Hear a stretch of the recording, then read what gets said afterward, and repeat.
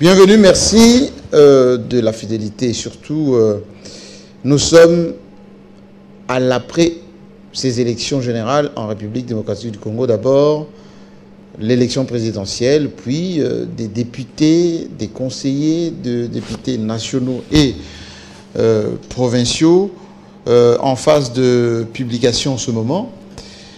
Il y a d'un côté le pouvoir qui a un point de vue sur l'organisation efficace de cette élection, et puis l'opposition qui conteste, qui dit qu'effectivement l'opposition a été biaisée, beaucoup d'irrégularités, et aussi des conséquences de ce qui se passe maintenant, avec parfois des situations difficiles traversées par les membres de l'opposition. Il y a quelques jours, Moïse Katumbi, en sa résidence de Kachobwe, a connu la visite de forces de l'ordre.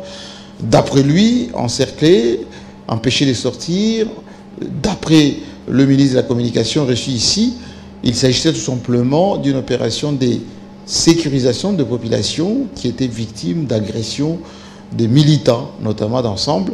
Effectivement, ceci a été interrompu aussitôt que l'information a été transmise au niveau des autorités. Ça, c'est le gouverneur du Kasaï, plutôt du Haut-Katanga, Jacques Kaboula, qui avait effectivement publié ces communiqués. Alors aujourd'hui, nous allons recevoir celui qui est encore et toujours porte-parole de Moïse Katumbi, Hervé Diakiese Kyungu, qui est avocat au barreau de Melun, expert en droit pénal international des droits de l'homme, médiation et résolution des conflits. Mais ici, on le reçoit comme, je vous l'ai dit, porte-parole de Moïse Katumbi. C'est candidat à l'élection présidentielle qui a tout dénoncé complètement, que le processus n'était pas régulier. Bienvenue et bonne année. Bonne année, Jean-Marie Kassamba. Merci beaucoup. J'aime toujours insister sur une qualité que vous m'ôtez. Je suis d'abord avocat au barreau de Congo Central. Vous tenez beaucoup à Congo Central, hein? Oui, parce que c'est le barreau qui m'a donné ma première qualité d'avocat. Oui. Et cette qualité, elle est importante pour moi. Et je suis toujours très fier de revendiquer qu'avant d'aller acquérir cette qualité sous d'autres cieux, à la Cour pénale internationale ou en France, c'est d'abord au Congo central. Vous tenez à votre terroir. Je tiens à mon terroir, c'est vrai, mais je tiens surtout à l'ancrage que j'ai eu dans l'exercice de ma profession. Au barreau du Congo central, il n'y a pas que des Bas-Congo. Hein. On a beaucoup de ressortissants d'autres provinces qui sont nos confrères. Notre appartenance, c'est la touche. Hein. Ce n'est pas les revendications. Alors, Maître Diakiese, vous êtes maintenant dans l'étoffe du politicien, c'est le mot qu'on peut se dire, depuis quelques temps, mais vous sortez d'un procès électoral où le pouvoir vous traite de mauvais perdants. D'abord, le processus qui a été mené de main de maître par le président de la CENI Kadima, la sécurisation du processus. Les résultats viennent d'être publiés, d'abord la présidentielle, les législatives c'est en cours, mais vous dénoncez complètement tout. Vous dites ça n'a pas été régulier, on vous a suivi plus d'une fois, vous dénoncez des élections chaotiques. C'est un peu votre ministère, non, de la parole maintenant? Écoutez, Jean-Marie Kassamba, dans un aspect de mon CV que peut-être vous n'avez pas cité, j'ai été coordonnateur de la CEI lors des premières élections, entre 2003 et 2006, un peu 2006. Donc le processus électoral, vous en connaissez? Oui, oui, parce que j'étais le numéro 1 dans le Congo central, à l'époque, okay. Bas-Congo. Donc là, je vais être factuel. Évidemment, j'ai un parti pris en ce qui concerne le fait qu'on nous a volé de manière outrancière notre victoire. Volé? Mais je vais le démontrer tout à l'heure. La première chose, c'est assez intéressant, on nous traite de mauvais perdants. Mais d'abord, il faut être perdant. Nous ne le sommes pas pour être des bons perdants, parce qu'il n'y a pas eu de compétition. Vous savez, lorsque ces régimes s'organisent déjà à préparer la fraude, il vous dit, il y a Katumbi qui est en contact avec des hackers, des hackers russes qui vont chercher à torpiller les serveurs de la CENI. Oui.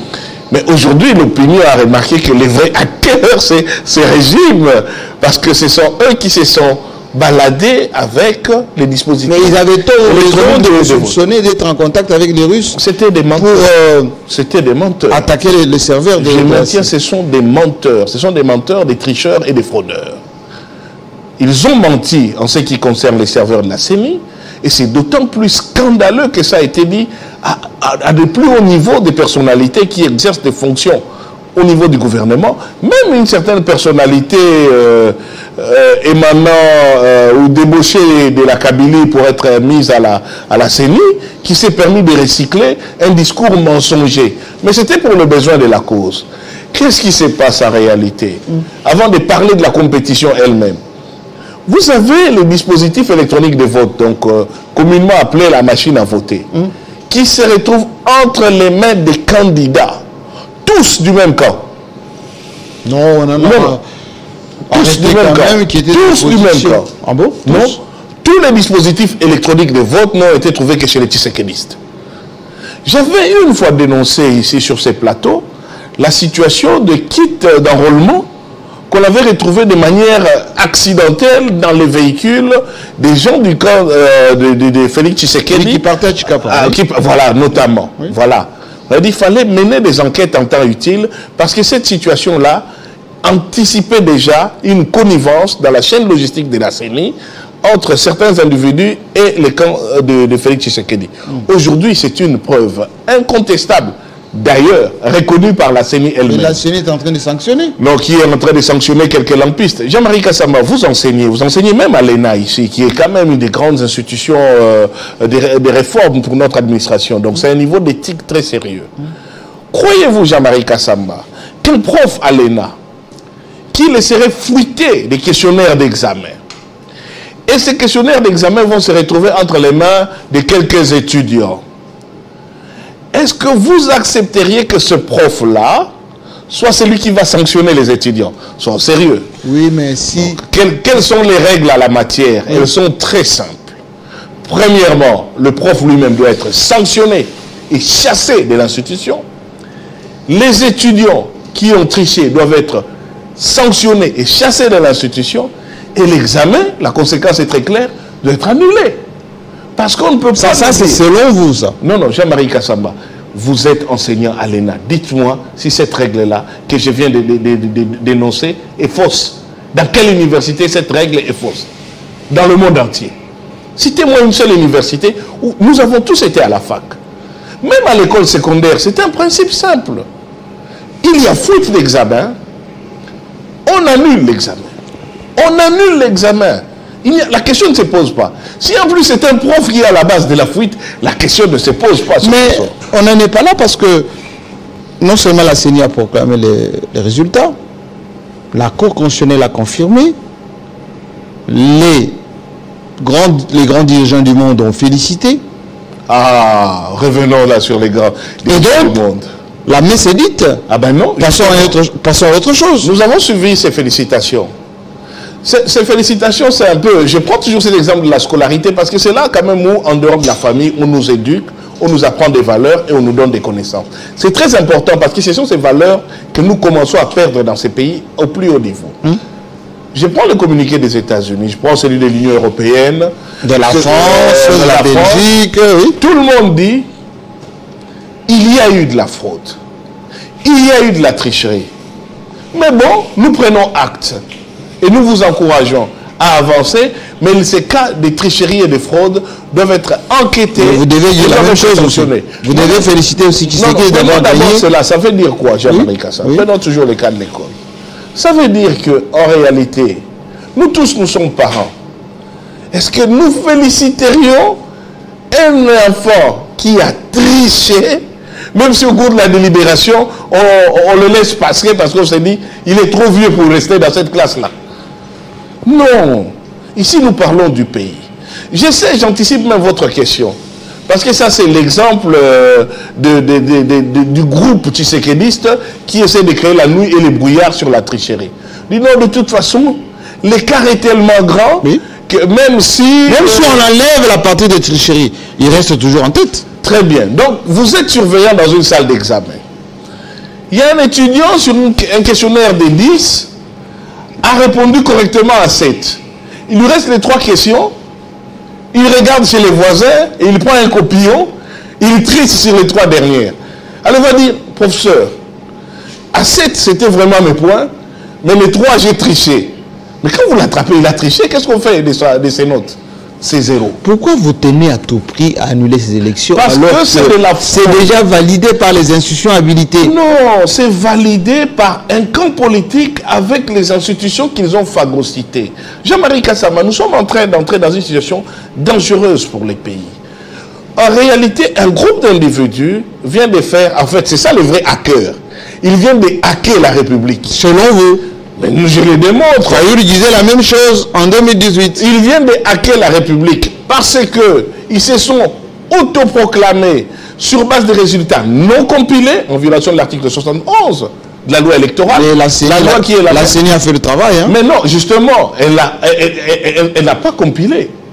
Denis Kadima vous l'a dit, il était dans l'impossibilité. Il dit, écoutez, d'ailleurs, moi je trouve que maintenant avec le vote semi-électronique, la compilation nous retarde. Donc, M. Kadima, du haut de sa grandeur, estime que la compilation le retarde. Il avait déjà les éléments. Non, vous me demandez que je prouve. Oui, mais la loi lui interdit d'annoncer des résultats qu'il n'a pas compilés. On lui demande de nous dire combien de bureaux de vote il a ouvert. Il ne l'a jamais dit. Au 20, au moment où nous étions en train de gagner, nous étions en tête. Nous, Moïse Katumbi, les élections. Mais dans quelles circonscriptions? Dans toutes les circonscriptions. Jean-Marie Kassamba, Félix Tshisekedi qui s'est fait huer partout. Mais Kadima a publié les résultats province par province. Sans blague. Et on a vu Tshisekedi en tête, province par province. Vous voyez que... Mais ça, c'est son serré. Pourquoi aujourd'hui même la MOE SSC Sanko est en train de lui demander de rendre au moins transparent ce mécanisme? Comment vous pouvez dire d'un côté, j'ai publié les résultats province par province, mais vous dites que je ne sais pas combien de bureaux de vote j'ai ouverts? 11 millions. Combien de machines, combien de machines à voter j'y ai déployées? Il ne sait pas. Combien de machines à voter j'ai réinitialisé et que j'ai déployé? Et surtout, combien de machines à voter j'ai donné à mon camp politique? Non. Mais Jean-Marie Kassama, mais c'est son camp politique. Parce que quelqu'un qui a donné les machines ne peut pas sanctionner. Mais c'est ça le problème. Alors aujourd'hui, il y a 3 ministres qui n'ont pas participé au Conseil des ministres parce qu'ils ont été soupçonnés de fraude. Mais c'est une première. Ils auraient tous dû ne pas participer à ce Conseil des ministres. Jean-Marie Kassama, soyons vraiment objectifs. Oublions que c'est le Congo, parce que souvent c'est là où on se retrouve dans des exceptions de l'exception. La détention, l'utilisation et le déploiement des machines à voter dans le dispositif électronique de vote est de l'apanage de la CENI. Ça ne peut se faire que par la CENI et sur ordre de la CENI, et que ça ne peut se trouver que dans les locaux de la CENI. D'où la nécessité de la cartographie des centres et des bureaux de vote. Quelques machines, ça vous offre? Non, Jean-Marie Kassama. Quelques machines? Quelques machines que vous dites, une 80aine, découvertes pas de manière spontanée, mais grâce à la vigilance de la population. C'est scandaleux. Une seule machine, c'est déjà problématique. C'est le cas de l'étudiant qui répond à 9 questions, mais à la 10e, il triche. On annule l'examen. Ici, on ne pose pas les vraies questions. On poursuit des lampistes, on poursuit des détenteurs. Mais on ne poursuit pas celui qui avait le monopole de garder et de déployer ces machines. Mais la CENI, déjà, il y a quelques membres qui sont sanctionnés à ce moment. Mais non, la CENI ne peut pas être juge et arbitre, Jean-Marie Kassama. Mais la justice, il les a mis à disposition de la justice. Mais non, mais elle-même, la CENI, doit faire l'objet d'enquête. C'est ça le problème. Qui a acheté ces machines? Denis Kadima. Aujourd'hui, c'est que vous ne réalisez pas. Mirosystème peut poursuivre ces pays en justice. Pourquoi? Parce que les labels de Mirosystème sont labels de qualité. Pour vendre ces machines, c'était qu'elles sont inviolables. Or, aujourd'hui, des individus ont accédé à cette technologie, l'ont réinitialisé, ont ajouté... Vous avez vu l'impression de leur propre fiche des résultats, où le taux de participation dans un même bureau de vote dépassait le nombre d'électeurs prévus. Jean-Marie Kassamba, j'ai organisé les élections. Vous avez participé à des élections, autant comme acteur qu'observateur. Dans aucune élection au monde, le nombre de votants ne dépasse le nombre d'électeurs. Mais il y a eu, des cas techniques. C'est pour des raisons pédagogiques. Votre émission est suivie à travers le... Oui, c'est suivi, mais n'exagérez pas sur... Nous donnons les arguments scientifiques. Les irrégularités qui... Pour que les gens voient sur quoi nous nous fondons quand nous refutons. Ce n'est pas juste parce qu'on nous a volé nos voix. Mais nous devons donner ces arguments. Dans aucune élection au monde, le nombre d'électeurs prévus dans un centre de vote ne peut être supérieur, ou en tout cas le nombre de votants ne peut être supérieur au nombre d'électeurs. Vous savez pourquoi, Jean-Marie Kassamba? Oui. S'il est prévu 630 électeurs, ces jours-là, vous n'allez pas dire que tous les 630 viendront. Certains tombent malades, certains sont décédés, certains ont déménagé. Certains ne viennent pas. Mais ici, on vous dit oui, mais le nombre de témoins a dépassé ou a surclassé le nombre de déperditions des électeurs. Ça ne se passe nulle part. C'est ça, les indices de bourrage des urnes. Maintenant qu'il y a eu tout ça, on fait quoi? Mais nous avons été... Résultat publié, confirmé. Tshisekedi prête serment le 20 janvier là. Vous continuez à contester. Oui. C'est ce qui vous était reproché avant. Justement. On disait que vous, au lieu de préparer les élections, vous préparez la contestation. Vous y êtes maintenant. Nous préparions les élections, eux préparaient la fraude. C'est ça la réalité. Et ils ne veulent pas que nous contestions une fraude. Mais nous la contesterons jusqu'au bout. Mais vous savez comme Fayoul pendant 5 ans. Nous pourrions même... Malheureusement. Ce que vous ne réalisez pas aujourd'hui, c'est que nous atteignons une impasse. L'impasse réside en ceci. Quelle impasse? Mais l'impasse institutionnelle, si aujourd'hui un camp politique a décidé de passer outre l'expression du suffrage, d'amener la population à ne plus croire à la démocratie et aux élections, de phagocyter les instances de réclamation, parce qu'on a beau jeu, passer à la Cour constitutionnelle, si vous avez des réclamations, mais c'est de la blague, la Cour constitutionnelle joue les camps du pouvoir. Vous avez déjà vu une juridiction. Le Conseil d'État s'est prononcé aujourd'hui. Vous avez déjà vu une juridiction qui va statuer sur une affaire concernant les partis et qui s'est fait héberger pendant un temps et sécurisé par le même régime dont on va examiner les résultats. Mais vous voulez que la sécurisation vienne d'où? Mais non, mais non. Mais non, Jean-Marie Kassamba. La réalité est que... Vous voulez que la MONUSCO vienne sécuriser? Aujourd'hui, la réalité c'est quoi? La réalité est que il y a une défiance, et elle est légitime, vis-à-vis des institutions qui ont perdu leur sens républicain et sont devenues, en réalité, c'est un peu comme les impairs partis État, sont devenus des structures spécialisées de l'Union sacrée parti État. Dites-moi, on fait quoi maintenant? Très bien. Nous regardons, hein, parce que nous avons appelé notre population à la vigilance active et à être prête à se mobiliser. Voilà la situation dans laquelle se retrouvent ces pays aujourd'hui avec cette impasse. Vous avez les acteurs qui ont participé au processus, donc c'est nous.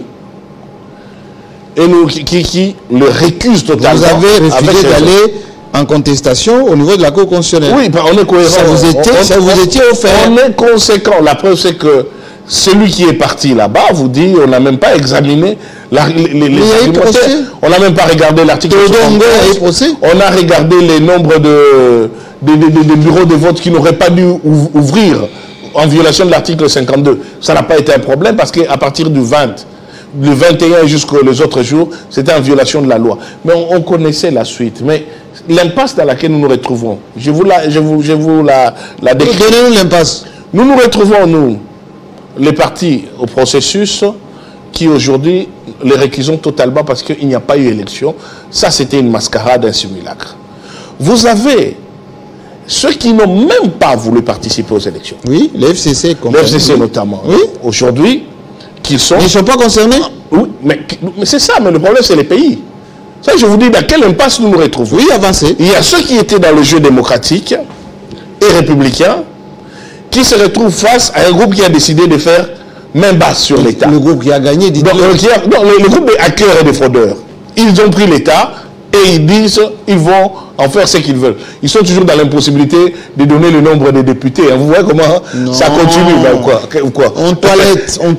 Mais effectivement, on toilette, on va publier bientôt ceux qui sont élus en éliminant ceux qui ont triché. Oui, très bien. On va bien voir ça. Comment ils l'intègrent dans le seuil et comment ils intègrent les voix qui étaient dans les machines à voter qu'on a pu découvrir et de celles qu'on est en train de dénoncer qui se retrouvaient. Mais moi j'ai de bonnes sources. J'ai de bonnes sources. J'ai même appris que Ensemble a atteint les seuils. Ensemble, il risque d'avoir des députés. Nous estimons heureux qu'on nous reconnaisse une partie des voix qu'on nous a volées. Extraordinaire. Mais on va arriver là-bas. Donc, il y a ceux qui n'ont pas participé au processus, qui regardent et dont vous ne savez pas, à un moment donné, quelle sera la position. Il y a ceux qui ont décidé, tout à coup, de légitimer leurs revendications armées en y intégrant la question électorale. C'est républicain. Évidemment, nous, pourquoi nous avons joué les jeux des institutions jusqu'au bout? Ce n'est pas par naïveté, c'est par conviction et par valeur. Nous savons que c'est la voie la moins facile, surtout face aux hackers et aux fraudeurs. Mais nous avons décidé. Nous sommes les partis qui ont payé les prix les plus lourds en ce qui concerne l'engagement républicain. C'est notre parti. Mais vous étiez naïf ou vous étiez de bonne foi? Nous sommes des républicains. Nous ne sommes pas naïfs. Nous jouons. Si vous savez qu'ils allaient gagner, nous jouons les jeux républicains pour gagner. Pourquoi vous êtes allés alors? Mais nous sommes allés aujourd'hui à la face du monde. Ces régimes apparaît pour ce qu'il est. Un régime de fraudeurs et de tricheurs. Aucune des félicitations qui lui a été faite, aucune des félicitations qui lui a été faite ne s'est fait sans la clause qu'il y a eu tricherie, il y a eu fraude, on doit enquêter, mais je n'ai pas l'opposition. Mais vous le savez, en matière diplomatique, c'est que ça veut dire clairement. Attendez quand même, mais il faut dire que c'est. Oui. Je prends un cas. Je vous en prie. J'ai reçu ici le ministre Mouyaya, qui nous suit. Vous avez alerté le monde entier. Alerté le monde entier. Voilà, la résidence de Kashobo et de Moïse Katumbi est encerclée avec des blindés, des hommes lourdement armés. Alors qu'il y avait, allez, à peine même pas 10 policiers qui étaient dans la rue, dit Matiki Mouyaya.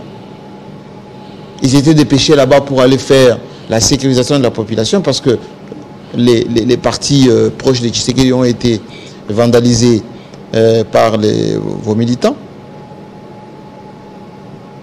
Pourquoi la mauvaise foi? Donc ça c'est... Pourquoi dire des choses qui ne sont pas vraies alors que le domaine de Kashogo c'est immense, les 5 policiers qui étaient là-bas ne pouvaient pas encercler. Donc ça ce sont les propos de M. Mouyaya. C'est vraiment ça, c'est ce que j'appelle les Mouyaya-neries. C'est toujours ces rapports très conflictuels avec la vérité sur des situations factuelles. Voilà ce qui se passe à Kashobwe. Et maintenant, on va confronter les faits avec sa version et la version du gouverneur Kiaboula. Kashobwe, c'est un domaine de 200 hectares. Oui, 200. Voyez-vous? Ça peut être encerclé par 5 policiers? Qui vous avait dit qu'il y avait 5 policiers? Vous avez vu les images avec les blindés dans la résidence de Moïse Katumbi? Qu'est-ce qu'ils étaient venus faire là-bas? Et quand vous voyez, vous dites que ce sont les forces de l'ordre, la police. Vous avez déjà vu des policiers avec des lance-roquettes, Jean-Marie Kassamba? Dans quel pays? Des policiers avec des lance-roquettes qui disent à Moïse Katumbi que vous n'avez pas le droit de sortir de votre propre concession. Et ils sont à l'intérieur de la concession. M. Mouyaya est en train de pousser les bouchées en dehors de la concession. Comment ça en dehors? Et sur les voies qui menaient à la concession. Ils étaient dans l'enceinte de la concession. Vous connaissez Kashobwe. Peut-être que M. Mouyaya ne se rappelle plus de ça, mais il doit se rappeler quand il était à Kingakati de temps en temps, comment ça, c'est un peu dans la même logique. Donc vous vous retrouvez à l'intérieur de Kingakati, mais vous dites que nous sommes sur la voie publique. Sincèrement, Jean-Marie Kassama, vous direz ça? Vous fréquentez Kingakati. M. Mouyaya aussi fréquentait Kingakati. Même si dans l'entretemps, il prenait des photos avec Kagame. Mais, on ne confondait pas. Non, mais c'est une réalité. Il était à Kingakati, il prenait des photos avec Kagame. Oui, et puis maintenant, il est chez Tshisekedi. C'est pas les mêmes circonstances. Non, c'est pas les mêmes circonstances. Nous étions en guerre contre le Rwanda. S'il y a un régime qui était extrêmement virulent contre le Rwanda, c'est bien le régime de Kabila.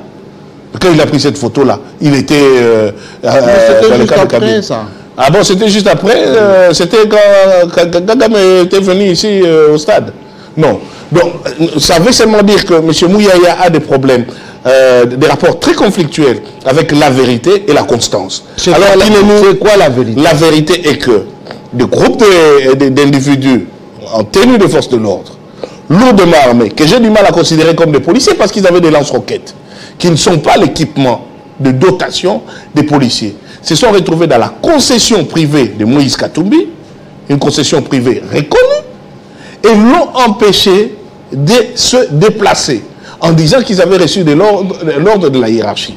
Alors, progressons, admettons. Qu'est-ce que M. Kiaboul a dit? Il dit qu'il s'agit d'un faux pas, un peu une sorte de maladresse. Oui. Ces gens n'auraient pas reçu d'instructions particulières.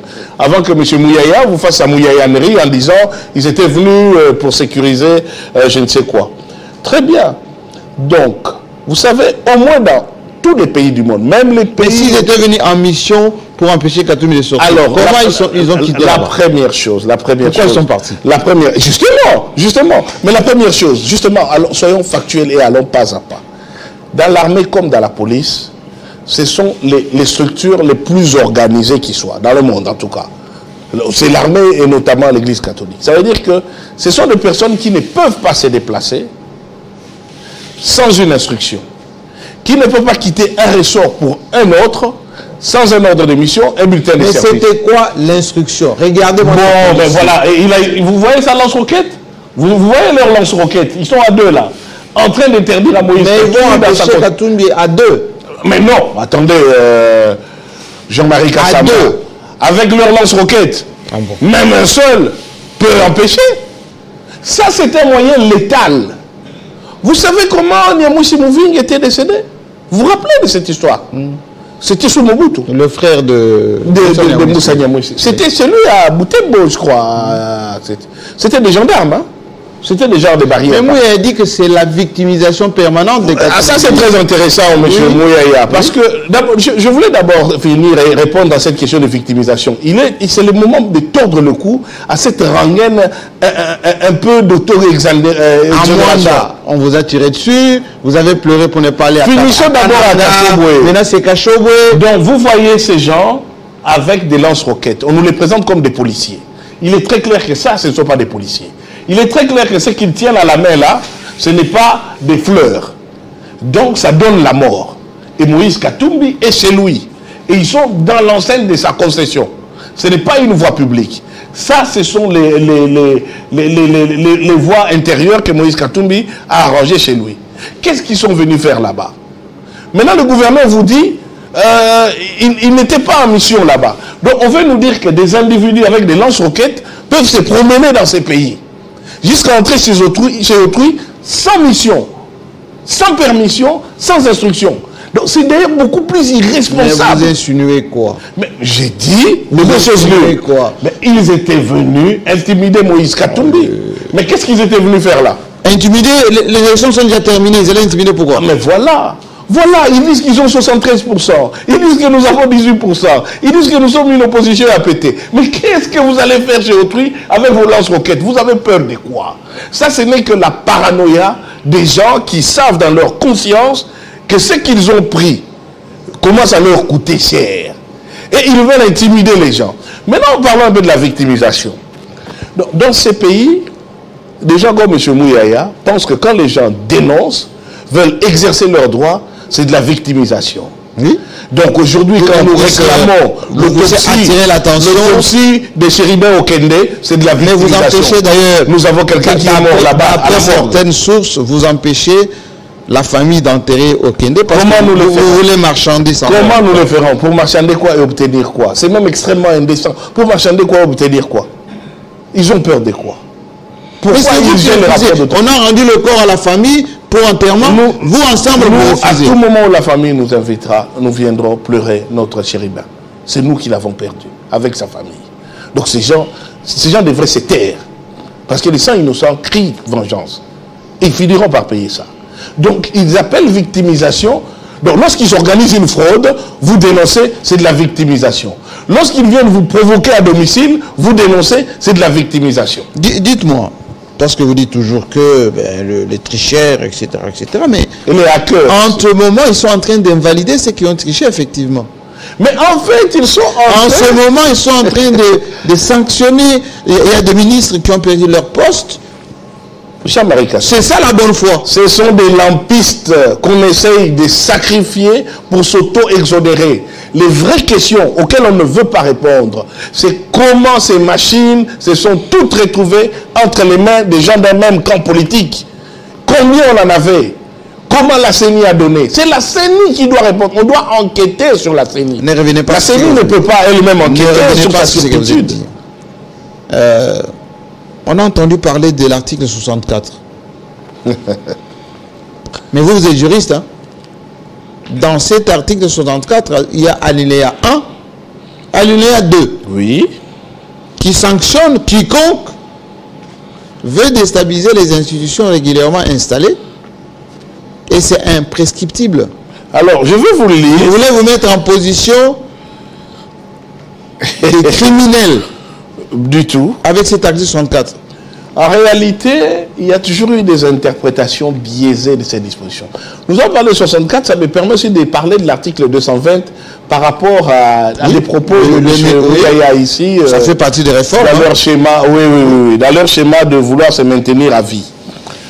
Tout Congolais, l'alinéa 1, a le devoir de faire échec à tout individu ou groupe d'individus qui prend le pouvoir par la force ou qui l'exerce en violation des dispositions de la présente Constitution. Et l'article 2 dit toute tentative de renversement. Mais c'est la suite du groupe des individus qui prend le pouvoir par la force. Il le prend à quel moment? S'il veut renverser le régime constitutionnel. Oui, tu sais qu'il est élu régulièrement. Non, il n'est pas élu. Mais c'est la fraude. Mais la CENI qui est habilitée à organiser les élections dit oui. La Cour constitutionnelle qui est habilitée constitutionnellement à valider cela a dit oui. La communauté internationale a validé par des félicitations. Si vous vous mettez en marge de ça, très bien. Vous êtes... Cette constitution a été promulguée... Passible de l'article 2 de... Elle a été promulguée en 2001, 2 cet article 64. Elle a été promulguée en 2006, disons, référendum. Oui, très bien. 2006. Etienne Tshisekedi, candidat président en 2011. Il prête même serment. Vous vous rappelez? Oui, non. Jean-Marie Kassamba. C'est un peu ce que Jean-Marie Kassamba. C'est l'histoire. Vous avez la parole. Etienne Tshisekedi prête serment. Félix Tshisekedi sur le plateau de Sylvie Bongo, quand on lui parle de Joseph Kabila, il dit ce n'est pas notre président. Félix Tshisekedi. Parole d'opposant. Non, et nous sommes qui?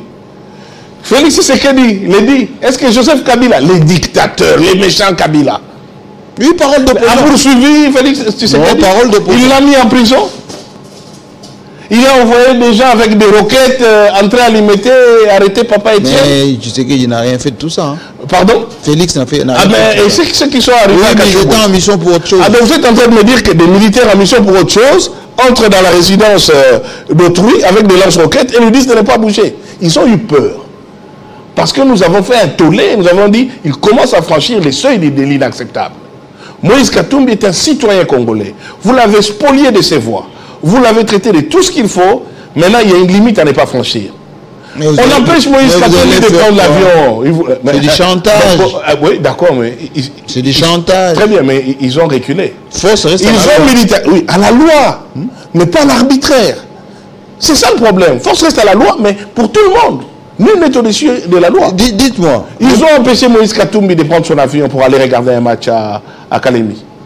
Ça n'a pas posé problème. C'était la provocation. Mais vous voulez des étincelles. Mais non, mais attendez. C'est la première fois au monde que il doit prévenir. C'est la première fois au monde que Moïse Katumbi prenne un jet pour aller regarder un match. Pour prévenir. Quel match? Nous provoquons Thomas Zembé. Ah bon? Aujourd'hui, nous provoquons Thomas Zembé, ça devient une atteinte à la sécurité de l'État. Nous progressons très bien vers le totalitarisme. Voir le résultat que ça allait donner. Après, quel résultat ça allait donner? Ils ont anticipé. Anticiper. Gouverner, c'est prévoir. Ok, donc des hommes, c'est ça l'arbitraire. Donc ce sont des gens qui se réunissent, qui décident que ça pour nous, ça veut dire que c'est une atteinte. Dites-moi, en quoi ça vous offusque que le ministre Mouyaya dit, en fonction de notre majorité qu'on va avoir bientôt, nous prévoyons des réformes, notamment pour harmoniser sur les attentes de la population, pour corriger les incohérences, etc., etc. Vous lui sortez l'article 220. L'article 220 de la Constitution. Est-ce qu'il vous a dit qu'il va changer la forme de l'État? Non. L'article 220, ce sont les dispositions verrouillées. Ce qui m'a le plus scandalisé lors de votre interview avec M. Mouyaya, oui, c'est que pince sans rire. En fait, les gens comme M. Mouyaya, c'est ce qu'on appelle les politiciens corbillards. Ils poussent leur leader vers la fosse, mais dès qu'on va les enterrer, ils reprennent le corbillard, ils rentrent, ils changent de camp. Non, revenons sur ça. Procès d'intention. Non, non, non. Lisons la forme républicaine de l'État, les principes du suffrage universel. Vous savez qu'ils ont des... Ils envisageraient même de passer aux élections au second degré. Oui. Pourquoi? Parce que le président de la République, ça coûterait plus cher. Oui. Oui, très bien. Donc, ça veut dire que ça va être plus facile d'avoir des machines à voter pour 800 personnes parce qu'on n'en avait pas assez pour tout le monde et qu'ils sont en train de tripatouiller. Mauvaise foi. La forme représentative du gouvernement, le nombre et la durée des mandats du président de la République, l'indépendance du pouvoir du judiciaire, le pluralisme ne peuvent faire l'objet d'aucune révision constitutionnelle. Ah bon? Ça, c'est la Constitution. Hein. Informellement interdite toute révision constitutionnelle ayant pour objet ou pour effet de réduire les droits et libertés de la personne ou de réduire les prérogatives des provinces et des entités territoriales décentralisées. Ils vous disent, ils pensent même commencer à nommer les gouverneurs. Oui, pareil. Mais le principe de la décentralisation, c'est que justement, les gouverneurs doivent être élus. Les entités ont une autonomie, ont une personnalité juridique, ont leur budget propre. Vous ne respectez même pas leur droit de retenue à la source que vous avez transformé mais si en les souverains concession. primaires, s'ils mettent ça au référendum, ça peut être changé. Alors nous sommes d'accord. Dans ces cas, mettons aussi au référendum le droit de savoir si le Congo central veut rester encore au sein de la République. Mais... Non, non, Jean-Marie Kassamba, continuons. On est en démocratie, non? C'est le souverain primaire. Posons toutes les questions. Est-ce que les Kivu veulent encore rester dans cette sorte d'entité où des individus peuvent, avec des machines à voter, faire campagne dans leurs machines à voter, s'autoproclamer, et après nous allons subir leurs lois, y compris leur changement de constitution. Caricaturer. Mais non, mais vous avez dit qu'on doit interroger les souverains primaires. Interrogeons-le. Est-ce que le Congo central, parce que si je vais citer les Katanga, vous allez tous pousser les cris d'orfraie. Oui, vous avez un peu du sang katangé. Et votre géniteur, père à son âme, oui. était plutôt fédéraliste qu'autre chose. Hein? Le Congo central aussi est fédéraliste. Si ça ressort de chez vous, c'est l'atavisme il s'est fait que et les Katanga et le Congo central, depuis l'époque de l'indépendance, ce sont des fédéralistes. Oui. Ok. Oui. Ça, c'est une réalité.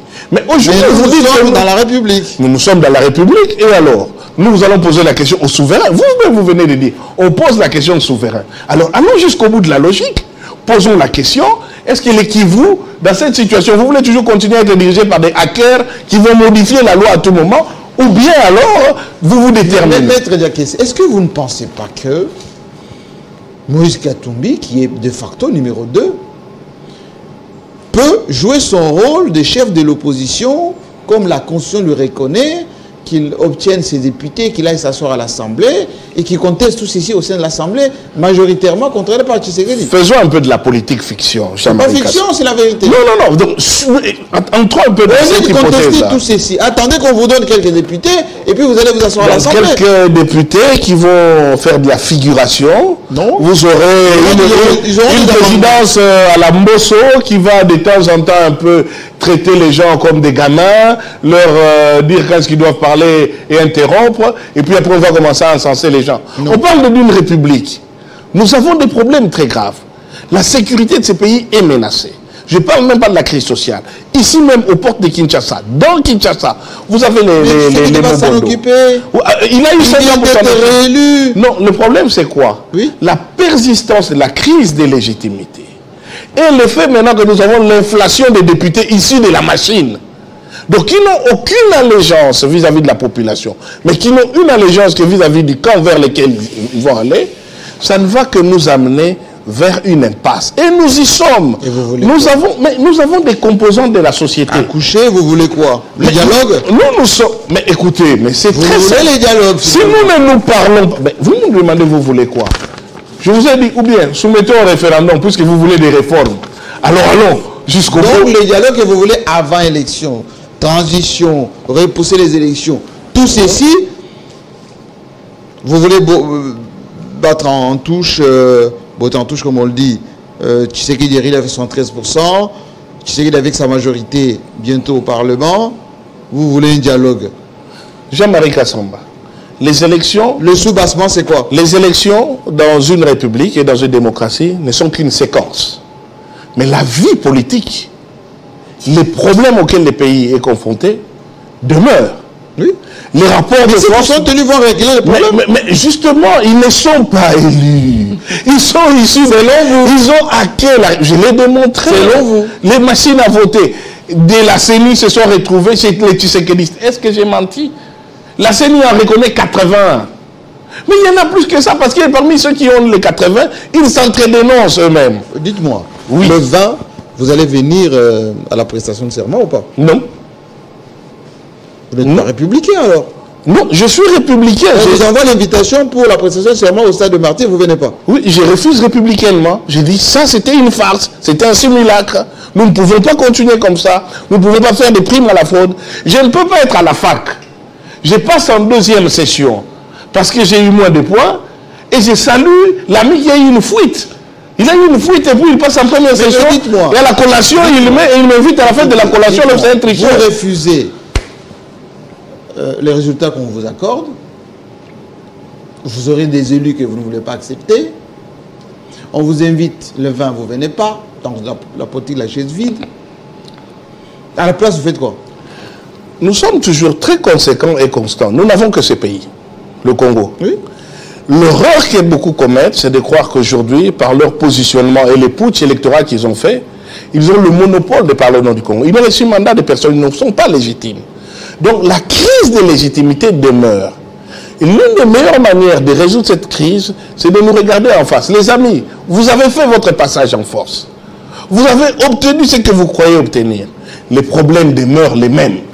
Donc maintenant, on se regarde où vous faites l'arrogance. Donc vous pensez que si on ne se dialogue, on ne dialogue pas. Alors pacifiquement, vous ouvrez la voie à d'autres mécanismes. Ce n'est pas nous. Moïse Katumbi vous a dit, ce n'est pas un homme décent. Ce n'est pas qu'il n'ait pas le moyen de déstabiliser s'il le voulait. Il ne le fera jamais. Là c'est du chantage. Non, ce n'est pas du chantage. C'est un fait. Vos contacts, tout ça. Moïse Katumbi, c'est quelqu'un qui... Vous avez soupçonné avec Nanga, vous n'avez pas toujours... Oui, on n'est pas dans ça. Nanga, c'est l'ami de Tshisekedi. Ils se connaissent. Comment ça? Mais Nanga l'a dit dans sa vidéo. Ils se connaissent comment ils avaient fait leur deal. Donc, il ne faut pas nous mener à ça. Ces deals, d'ailleurs, étaient à notre préjudice. Nous ne sommes pas les gens qui prennent des armes. Mais nous ne sommes pas des faibles et des naïfs. C'est notre pays à nous tous. Mais vous pensez qu'aujourd'hui, Katumbi lance un mot d'ordre, qui va le suivre? Mais vous verrez, qui vivra verra. Qui va le suivre? Qui vivra verra. Alors, on va essayer à Kinshasa ici. On a vu nous parlons de Moïse Katumbi. Alors, si on a vu 3 personnes, pourquoi vous avez quand même envoyé des militaires l'étouffer? Soyons sérieux. Oui, ils ne valent rien. Mais laissez-les faire leur petite manifestation et qu'ils rentrent. Pourquoi d'une part vous dites qu'ils ne représentent rien, d'autre part ils prennent des initiatives, vous partez les étouffer? Moïse Katumbi, il a même quitté Lubumbashi. Il est parti à Kachomwe dans son village. Oui, mais on lui a envoyé une soldatesque. C'est tactique. Vous avez peur? C'est tactique. Tactique, oui. C'est déjà pour vous dire, s'il ne vaut rien, s'il n'a rien, s'il ne pèse rien, mais vous avez peur de quoi? Pourquoi vous lui envoyez vos gens, votre soldat? Mais vous avez dit que... vous avez un ministre venir. D'ailleurs, il y a quelque chose que je voudrais mettre en exergue, Jean-Marie Kassamba. Vous voyez cette intolérance? J'ai beaucoup apprécié votre fair play parce que vous êtes président de l'UNPC. Comment chaque fois que vous posez une question qui remet en cause la doxa du ministre, il doit dire donc vous êtes en train de vous faire les relais de tel. Lui, quand il a pris sa photo avec Kagame, il se faisait les relais de quoi? Ils ont le droit de questionner. Quand on nous dit, voilà, notre armée avance sur tel territoire, il a tué autant de généraux rwandais. Donc si on pose la question, quels sont ces généraux-là qu'on a tués? Donc vous êtes en train de vous faire les relais de quoi? Ça ne passera pas cette logique de chantre du impère parti État. Nous avons le droit de contester, nous avons le droit de ne pas être d'accord, nous avons le droit de poser des questions. Et vous, les médias, vous êtes notre dernier rempart là-dessus. Parce qu'ils essaient maintenant de pouvoir se créer une sorte de groupe de centres de propagandistes pour chaque fois qu'on va contester quelque chose, dire, vous êtes en train de vous faire les relais des ennemis de la République. Ils ne sont pas. Alors, terminons cette émission par cette question, on va dire, des géostratégies. Oui. Tout le monde a félicité Tshisekedi là, au plan international. Qui est encore avec Katumbi dans tout ça? On le disait, l'homme des Mo Ibrahim, voilà, des Américains, des Juifs, etc. Le candidat de l'étranger, oui. Etc. Finalement, c'est le candidat de lui-même. Non, mais justement, vous avez vu ce peuple congolais qui a suivi Katumbi durant toutes les campagnes. Pendant qu'on huait Tshisekedi en lui disant, ici vous n'avez même pas construit des latrines, ici vous avez promis... Il a marché à Kinshasa ici avec du monde. Du monde, il a créé le pays avec Bahati, avec Kamer et avec... Bahati, on l'avait hué à Goma, on le sait. Ils ont tellement eu peur qu'ils ont dû tricher. Ils ont fraudé. Jean-Marie Kassam. L'émission est terminée. Moi, ce que je voulais vous demander, c'est que est-ce que vous pouvez être fair play en tant que porte-parole de Katumbi, publier un communiqué de félicitations à Tshisekedi et puis on passe à autre chose. Ces gens-là ne sont pas des gentlemen. Vous avez le micro, allez-y. Vous avez le micro. Aujourd'hui, oui, nous continuons. Publier le communiqué. Par respect pour notre peuple, par respect pour tous ceux qui se sont battus pour qu'on ait droit à la démocratie. Jean-Marie Kassamba. J'ai marché dans la rue. Des fois avec Félix Tshisekedi qui marchait de son côté. Les gens se sont battus, pas pour être président, ministre ou député, mais pour que votre voix et la mienne comptent.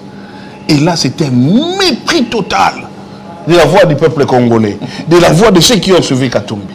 Non, on ne peut pas juste faire une abdication en rase campagne. Nous allons nous parler en tant que compatriotes. Merci beaucoup. Et merci à vous. La voix de l'opposition, la voix du pouvoir, c'est bientôt aux prestations de serment. Ça sera samedi, au stade. À bientôt.